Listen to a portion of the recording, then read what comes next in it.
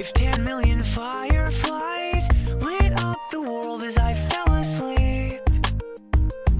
Le problème racine, source de la plupart des gens, c'est le besoin.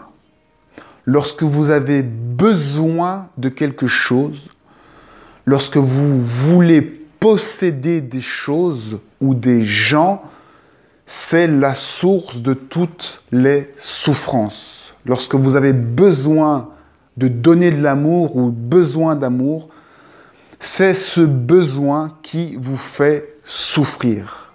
Une personne qui ne souffre plus, c'est simplement une personne qui n'a besoin de rien. Avoir besoin de rien, c'est prendre le risque de ne plus rien contrôler et de laisser les choses venir, de vivre au jour le jour, sans chercher à avoir absolument besoin de sécurité, besoin d'argent, C'est faire confiance à la vie, dire oui à tout ce qui se passe, c'est accepter le moment tel qu'il est, c'est lâcher prise, c'est se reconnaître, voir qui on est, se reconnaître au travers des autres, c'est ne plus avoir besoin de tout ce qui vous entoure et réaliser que tout ça, c'est déjà vous, c'est votre reflet. Lorsque vous réalisez que vous n'avez plus besoin de prendre tout ce qui est à l'extérieur parce que c'est déjà en vous, c'est vous, eh bien là, vous lâchez prise et vous vous laissez juste vivre et vivez par vous-même, de qui vous êtes en disant oui à tout ce qui vous arrive et en réalisant que tout ce qui vous arrive, c'est pour apprendre des choses sur vous, reconnaître tout ce qui se passe comme vous appartenant, comme étant de votre responsabilité et ne plus avoir besoin de contrôle, besoin de choses. Le besoin, c'est ce qui fait souffrir, c'est ce qui manifeste un manque, c'est ce qui vous fait dire que le monde autour de vous n'est pas vous. Et à partir de ce moment-là, vous commencez à vous mentir à vous-même, puisque en réalité, la vie, le monde est votre propre reflet. Vous n'avez besoin de rien. C'est lorsqu'on réalise cela que l'on trouve la sérénité, la paix, l'abondance, la chance. Tout change de sens. On reprend la vie du bon côté, en conscience. On fait tout avec conscience, puisqu'on réalise que la vie, tout le monde, c'est nous-mêmes. Eh bien, on fait les choses en conscience, en ayant conscience que la vie, c'est nous-mêmes, c'est notre reflet. On fait les choses autrement et tout d'un coup, on réalise le miracle de la vie.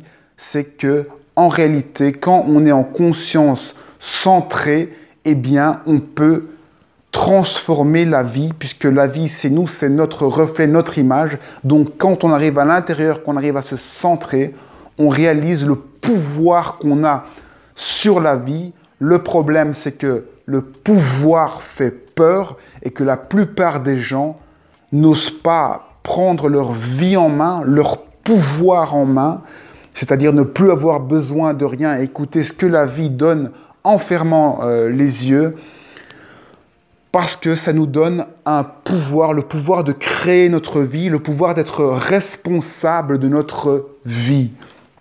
Il y a une métaphore qui explique ça, c'est qu'en fait, on est comme dans un train, dans notre vie de tous les jours, on est comme dans un train, on se laisse guider par le train, et quand on se laisse guider, c'est simple, puisqu'on n'a rien à faire, on suit le conducteur qui est la société, qui nous dit oui, où on va et qui nous mène, on ne sait pas où. Prendre la vie et dire oui à la vie, c'est accepter de réalisez que vous êtes dans ce train en train de rouler, enfin en train d'être conduit. Premièrement, c'est accepter que vous êtes à cette place de passager assis. Et puis, si vous en avez la force, c'est d'aller prendre le volant, de prendre la place du conducteur afin de voir où vous allez et de choisir où vous allez.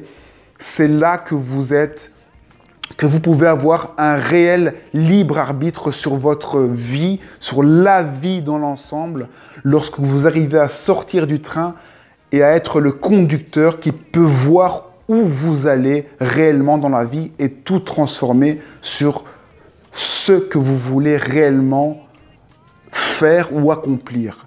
Tant que vous êtes passager, vous aurez l'impression d'être libre à arbitre. Dans le train, vous pourrez, en tant que passager, faire preuve de libre arbitre, mais vous serez confiné. Ce libre arbitre sera confiné dans le train. Ce n'est pas un réel libre arbitre. Vous pouvez parler, dire des choses. En réalité, vous pourrez juste juger, faire des petites choses dans le train. Le réel libre arbitre, c'est de choisir où va ce train. Première étape, réalisez que vous êtes dans un train. Là, vous prenez déjà distance et vous évitez pas mal de souffrance parce qu'il se passe plein de choses dans ce train qui est confiné, plein de disputes, de bagarres, de colère parce que vous êtes confiné et vous ne savez pas où vous allez. Donc, première chose, prendre distance, première étape. Et puis, deuxième étape, vous centrer et réaliser que vous pouvez réellement avoir du pouvoir et choisir où va ce train. Et donc, je le rappelle, il est bien plus confortable de fermer les yeux, de se laisser aller et de se laisser guider par le train. C'est pour ça que la plupart des gens choisissent cette option de garder le masque de la société et de répondre aux stimuli de la société et de passer ainsi toute leur vie à répondre simplement aux stimuli de la société sans réaliser leur réel pouvoir et préférant se prendre comme une victime de tout ce qui arrive, du train qui se déplace et de délaisser le pouvoir pour être juste tranquille et pas responsable de tout ce qui leur arrive. Prendre sa vie en main, prendre de la distance par rapport à votre souffrance, c'est reprendre votre pouvoir